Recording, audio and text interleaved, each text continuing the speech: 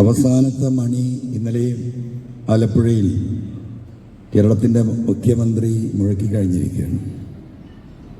ഞാൻ വ്യക്തമാക്കേണ്ട ആവശ്യമില്ല, എല്ലാവർക്കും വളരെ വ്യക്തമാണ് കാര്യങ്ങളൊക്കെ. ഒരു ഇടതുപക്ഷ സർക്കാർ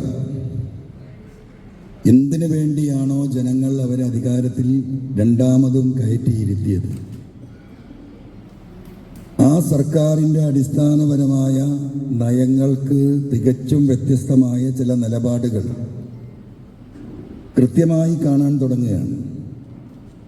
അതിലൊന്ന്, ആര് വിശ്വാസമർപ്പിച്ചിട്ടാണോ ഈ ഗവൺമെൻറ്റിനെ രണ്ടാമത് അധികാരത്തിൽ കൊണ്ടുവന്നത്, അത് കേരളത്തിലെ ന്യൂനപക്ഷങ്ങളാണെങ്കിൽ ആ ന്യൂനപക്ഷങ്ങളെ പരിപൂർണമായും അപരവൽക്കരിക്കുകയും ഈ നാട്ടിൽ നീതി നടപ്പിലാക്കാൻ നമ്മളൊക്കെ സമാധാനത്തോടുകൂടി കിടന്നുറങ്ങുന്ന ഒരു പോലീസ് സേനയെ RSSൻ്റെ പരിപൂർണമായ നിയന്ത്രണത്തിലേക്ക് വിട്ടുകൊടുക്കുന്ന ഒരു സ്ഥിതിവിശേഷം കണ്ണിൽ കാണുകയും അതിന് എന്തുകൊണ്ട് ഇത് എന്ന അന്വേഷണം അവസാനം ഞാൻ എത്തിപ്പെട്ടത് നിങ്ങളോടൊക്കെ നിരവധി തവണ വിവരിച്ചതാണ്. ആ പോലീസ് ഉദ്യോഗസ്ഥൻ താൽക്കാലികമായി സ്ഥാനഭ്രംശം നടത്തി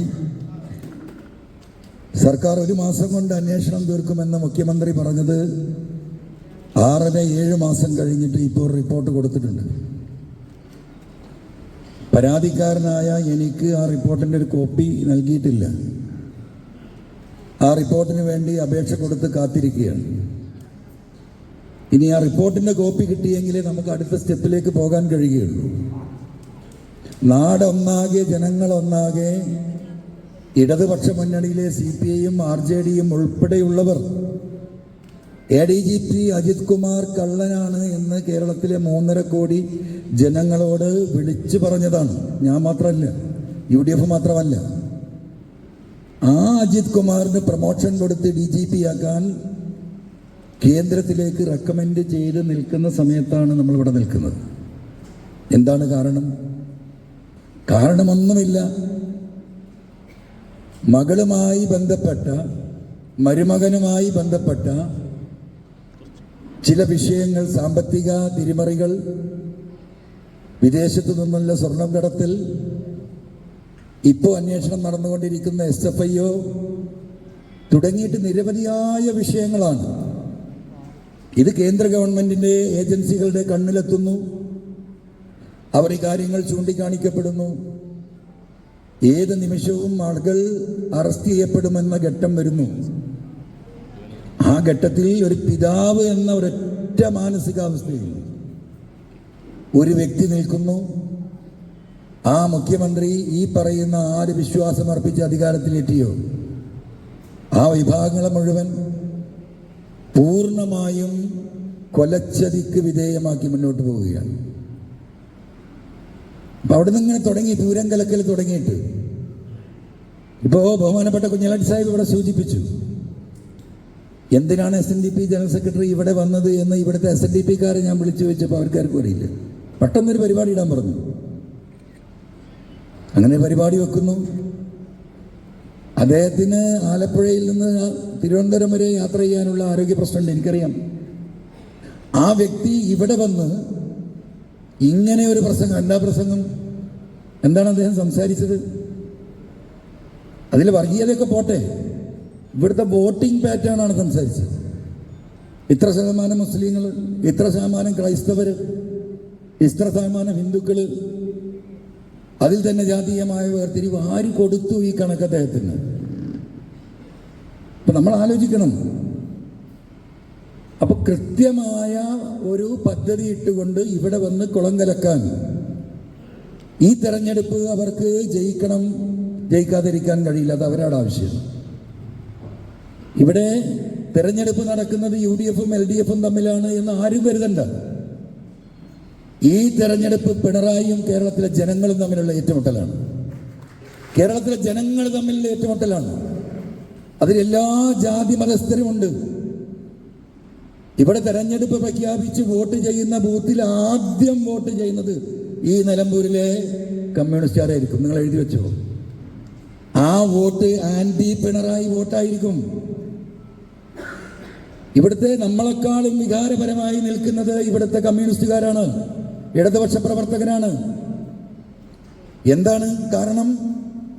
ഒരു രാഷ്ട്രീയ പാർട്ടിയെ ഒരു കുടുംബാധിപത്യത്തിലേക്ക് മെല്ലെ മെല്ലെ കൊണ്ടുപോയി കുടുംബാധിപത്യത്തിന്റെ ഇരുമ്പറക്കുള്ളിലാക്കി നിർത്തിയിരിക്കുകയാണ്. മിണ്ടാൻ പറയാൻ അവകാശമില്ലാത്ത പാർട്ടിയായി കമ്മ്യൂണിസ്റ്റ് പാർട്ടി മാറി. നിങ്ങൾ സ്വകാര്യമായിട്ട് അവരുമായി സംസാരിക്കുന്നുണ്ടാവുമല്ലോ.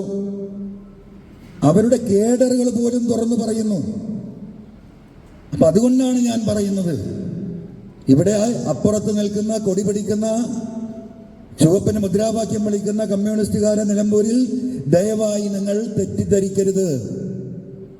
നിവൃത്തികേട് കൊണ്ട് മാത്രം സിന്ദാബാദ് വിളിക്കുന്നവരാണ് കേരളത്തിലുടനീളം. അവരുടെ മനസ്സ് നമ്മോടൊപ്പമാണ്, ഈ നാടിനോടൊപ്പമാണ്. ആ ഒരു മാറ്റം ഇവിടെ ഉണ്ടാകും. SNDP സെക്രട്ടറി പറഞ്ഞത് പോട്ടെ, അങ്ങനെ വിടാം. അതിന് വെള്ളപൂശാൻ പോയ ആള് എന്താ പറഞ്ഞത്? ഒറ്റ കാര്യമുള്ളൂ. കുഞ്ഞാലിക്കുട്ടി സാഹിബ് പറഞ്ഞ 2 വാക്കിൽ മിനിയാന്ന് അദ്ദേഹം പത്രക്കാരോട് പറഞ്ഞ കാര്യം വളരെ എന്താ പറയുക, ഷോർട്ടായിട്ടുള്ള മറുപടിയാണ്. കള്ളൻ തേങ്ങ ഇടാൻ വേണ്ടി തെങ്ങുമ്മ കയറി, തേങ്ങ ഇടാൻ നേരത്ത് നാട്ടുകാർ കണ്ടു ഓ എന്ന് പറഞ്ഞു. അല്ല, ഞാൻ അപ്പുറത്തെ പറമ്പിലെ കുറുന്തോട്ടി ഉണ്ടോന്ന് നോക്കുകയാണ്. പോരെ, ഇനി ഒന്നും പറയാനില്ലല്ലോ. 3.5 കോടി ജനങ്ങൾക്ക് മനസ്സിലായ കാര്യമാണ്. ആദ്യം ഒരു സമുദായത്തെക്കുറിച്ച് വളരെ കൃത്യമായി വൃത്തിയായി പറഞ്ഞിട്ട് പിന്നെ പറഞ്ഞൊരു പാർട്ടിയെ കുറിച്ചാണ് ഞാൻ പറഞ്ഞത്. അതിനു മുമ്പ് പറഞ്ഞതുകൊണ്ട്. അപ്പൊ ഞാൻ പറഞ്ഞു വരുന്നത്, നമ്മളിവിടെ ജീവിക്കാൻ വേണ്ടിയിട്ടുള്ള പോരാട്ടമാണ്. ഇവിടെ ഒരു SNDP സെക്രട്ടറി വന്നതുകൊണ്ടോ ഒരു ഷോൺ ജോർജ് വന്ന് ഇവിടെ സ്ഥാനാർത്ഥിയായതുകൊണ്ടോ ഈ നിലമ്പൂരിലെയും കേരളത്തിലെയും പ്രത്യേകിച്ച് മലപ്പുറത്തെയും നമ്മുടെ മതേതര സ്വഭാവത്തിന്റെ കടക്കൽ കത്തിവെക്കാമെന്ന് പിണറായിയോടൊപ്പമുള്ളവരും പിണറായിസത്തിന്റെ ഭാഗമായി നിൽക്കുന്നവരും വിചാരിക്കുന്നുണ്ടെങ്കിൽ അതിന് അതിശക്തമായ തിരിച്ചടി ഉണ്ടാവും. ഒരു സംശയ കാര്യത്തിൽ വേണ്ട. നമ്മളെല്ലാവരും അതിനു വേണ്ടിയിട്ടുള്ള, ഞാൻ പറഞ്ഞില്ല, ജനങ്ങളെയാണ് നേരിടുന്നത്, ജനങ്ങളെയാണ് വെല്ലുവിളിക്കുന്നത്, ഈ പൊതുസമൂഹത്തെയാണ് വെല്ലുവിളിക്കുന്നത്, കേരളത്തിലെ മുഴുവൻ മതേതരവാദികളെയാണ് വെല്ലുവിളിക്കുന്നത്, കേരളത്തിലെ മുഴുവൻ പത്രമാധ്യമ പ്രവർത്തകരെയാണ് വെല്ലുവിളിക്കുന്നത്. ആ വെല്ലുവിളിക്കെതിരെയുള്ള ഒരു കൊടുങ്കാറ്റായി, ഒരു പോരാട്ടമായി ഇത് മാറും. വളരെ കൃത്യമായ ധാരണ RSSുമായും BJPയുമായും ഉണ്ടാക്കി വെച്ച് താഴേക്ക് വരികയാണ്. പാർട്ടിയുടെ സെക്രട്ടറിയും കൂടി അതിൽ പൂർണ്ണമായി ചേർന്നു. എന്നെ അത്ഭുതപ്പെടുത്തിയതാണ്. പാർട്ടിക്കുണ്ടാക്കുന്ന പുതിയ കെട്ടിടത്തിന്റെ നിറം BJPയുടെ വർണ്ണമാണ്. പത്രക്കാരായ വെറുതെ ചോദിച്ചു, എന്താണ് ഇങ്ങനെ ഒരു മാറ്റം? അത് നിങ്ങൾക്കറിയില്ലേ? ചുവപ്പ് ഒരു നെഗറ്റീവ് എനർജി ഉണ്ടാക്കുന്ന കളറാണ്. ചോരച്ചാലികൾ നീന്തിക്കേറിയ പാർട്ടിയുടെ സഖാക്കള് കേട്ട് സഹിക്കുകയാണ്. അപ്പോ പിണറായിയോടൊപ്പം ഒട്ടിയെങ്കിലേ കാര്യമുള്ളൂ എന്ന് കണക്കാക്കുന്ന, ആ പിണറായിസത്തോടൊപ്പം നിൽക്കുന്ന ഒരു പ്രൈവറ്റ് ലിമിറ്റഡ് കമ്പനി മാത്രമായി CPM മാറിയിരിക്കുകയാണ്. അതുകൊണ്ട് തന്നെയാണ് ഞാൻ പറഞ്ഞത്, ഒരാളും തെറ്റിദ്ധരിക്കാൻ പോകരുത്. അപ്പുറത്തെ പ്രകടനത്തിൽ കൊടിയുമായി പോകുന്ന ആ സഖാവിന്റെ മനസ്സ് നമ്മൾ പറഞ്ഞുകൊണ്ടിരിക്കുന്ന ഈ കാര്യത്തോടൊപ്പമാണ്, ഇത് യാഥാർത്ഥ്യമാണെന്ന ബോധ്യത്തോടൊപ്പമാണ്. അവരെ കൂടി കൂട്ടുപിടിച്ച് നിയമസഭാ തെരഞ്ഞെടുപ്പുകൾ എടുത്താൽ ഒരു നിയമസഭാ മണ്ഡലത്തിൽ ജനങ്ങൾ ഒന്നാകെ വോട്ട് ചെയ്ത ഒരു തെരഞ്ഞെടുപ്പ് റിസൾട്ട് നമുക്ക് ഇവിടെ ഉണ്ടാക്കാൻ കഴിയണം. അതിനുള്ള എല്ലാ സാഹചര്യങ്ങളുമുണ്ട്. അതിന് നിങ്ങളെല്ലാവരും ആത്മാർത്ഥമായി ഒരുങ്ങണമെന്ന് സ്നേഹപൂർവ്വം അഭ്യർത്ഥിച്ചുകൊണ്ട് ഞാൻ നിർത്തുന്നു. നന്ദി, നമസ്കാരം. KPCC ജനറൽ സെക്രട്ടറി ഷിയാഡൻ ഷൗക്കത്ത് നമ്മെ അഭിസംബോധന ചെയ്യുന്നു. വേദിയിലിരിക്കുന്ന ബഹുമാനപ്പെട്ട ആദരണീയനായ തങ്ങൾ